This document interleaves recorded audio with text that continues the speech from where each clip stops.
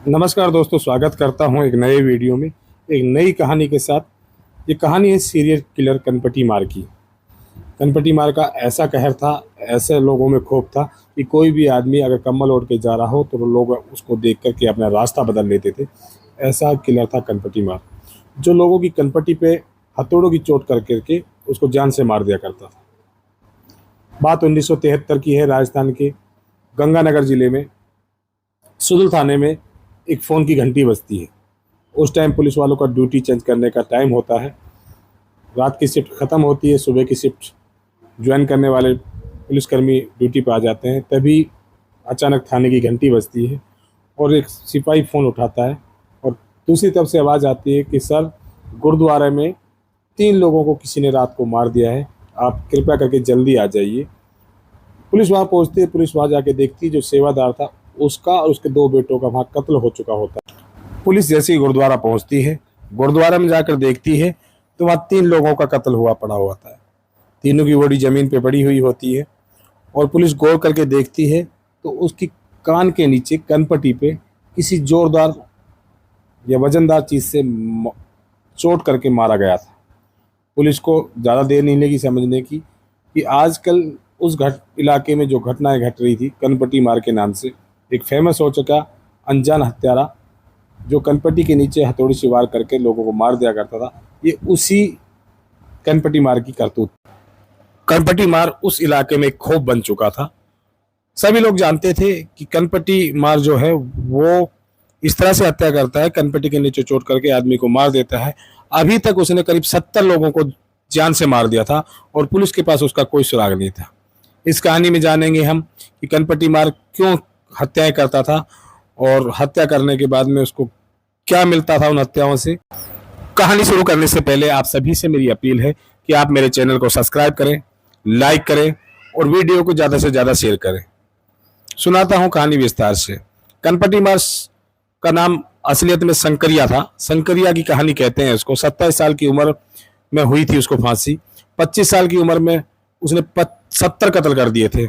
ऐसा था कनपटी मार। कनपटी मार शंकरिया एक सीरियल किलर था।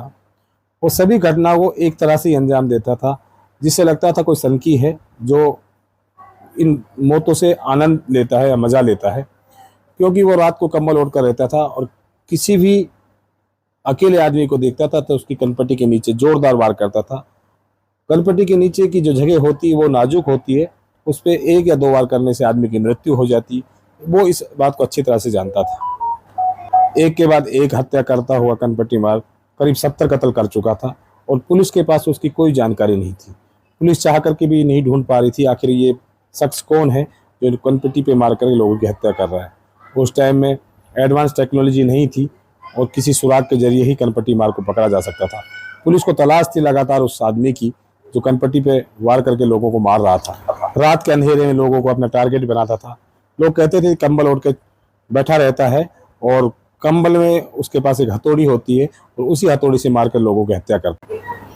पुलिस उच्च अधिकारियों द्वारा जांच की जाती है पुलिस के द्वारा, और पुलिस काफ़ी जांच पड़ताल के बाद पुलिस को एक छोटा सा सुराग मिलता है कि एक व्यक्ति इन सभी लोगों में जो अनजाना था, जो कोई उसको नहीं जानता था, और वो सुबह उठकर 5:30 बजे रेलवे स्टेशन की तरफ गया है।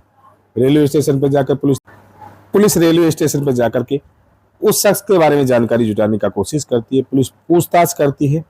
पूछताछ में पुलिस को पता लगता है कि एक शख्स जिसने सुबह यहाँ से अंबाला जाने के लिए टिकट लिया था, और जब पुलिस अंबाला पहुंचती है तो अंबाला से भी पता लगता है कि एक शख्स ने वापिस गंगानगर सदर शहर की तरफ का एक टिकट लिया है।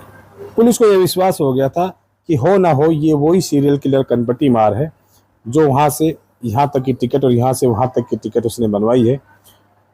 उसके बाद पुलिस अपनी जांच को आगे बढ़ाती है। उन सभी लोगों को पुलिस थाने में बुलाया जाता है जिनका कभी ना कभी कनपटी मार से सामना हुआ हो। पुलिस को यह तो पता था कंबल ओढ़ करके रहता है कनपटी मार और अपने हथौड़ों को कंबल में छुपा कर रखता है। पुलिस की लाखों कोशिश के बाद पुलिस को आखिरकार एक ऐसा आदमी मिल जाता जिसने कनपटी मार किलर को देखा था।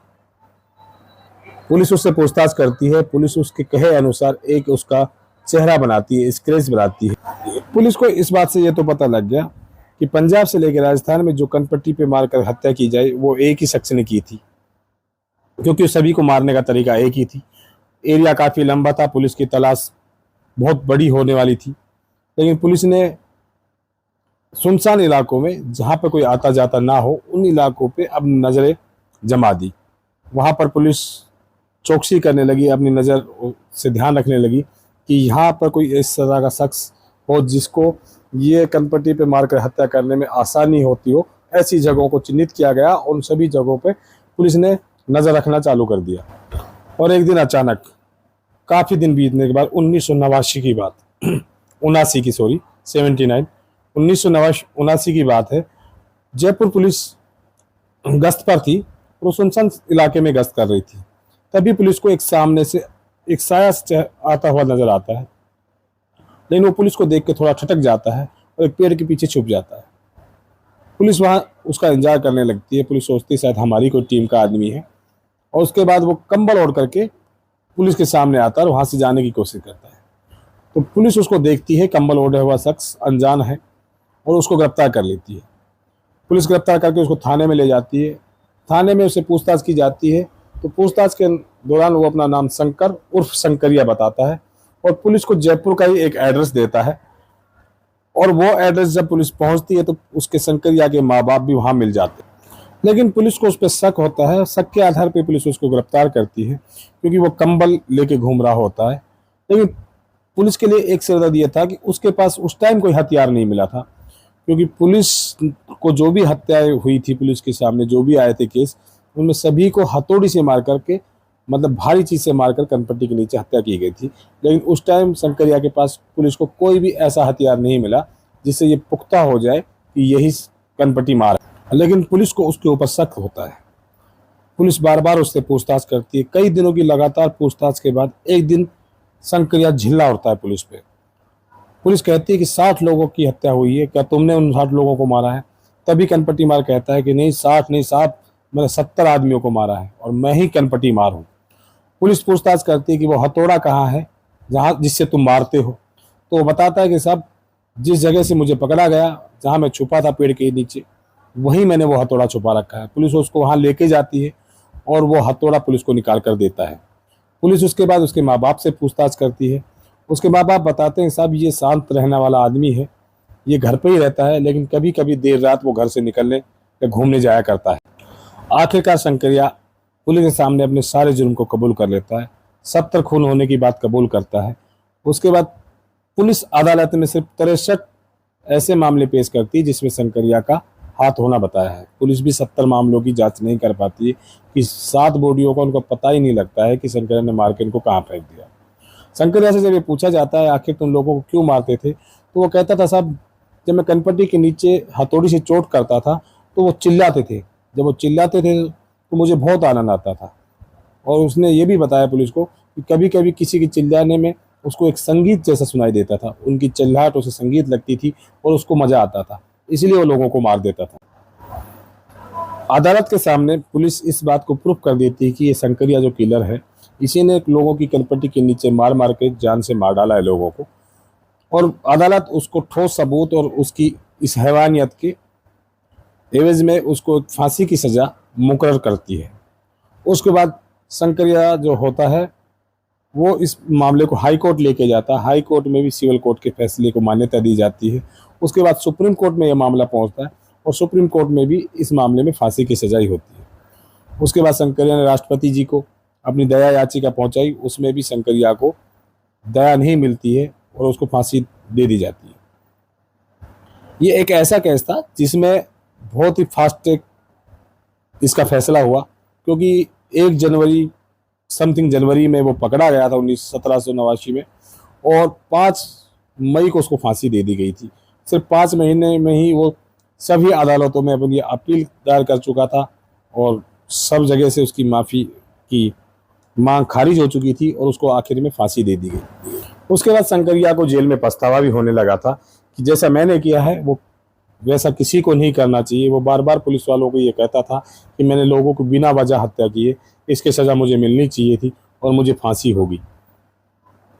ये एक ऐसा किलर था जिसकी खौफ से पूरा उत्तर भारत डरता था, कांपता था। जब भी कोई इस तरह का केस होता था जिसका किसी का मर्डर हो जाता था तो सभी लोगों को ये लगता था कि सीरियल किलर शंकरिया फिर से जिंदा हो गया, कनपटी मार फिर से जिंदा हो गया। सभी उसी एंगल से इस कहानी को देखते थे। भारत के इतिहास में ये एक सबसे गंभीर और दिल दहला देने वाली कहानी थी जो हमने सुनाई आपको। ऐसी एक और नई कहानी कल लेके मिलेंगे ठीक रात 8 बजे। जब तक के लिए जय हिंद, जय भारत। सावधान रहिए, सतर्क रहिए। जय हिंद।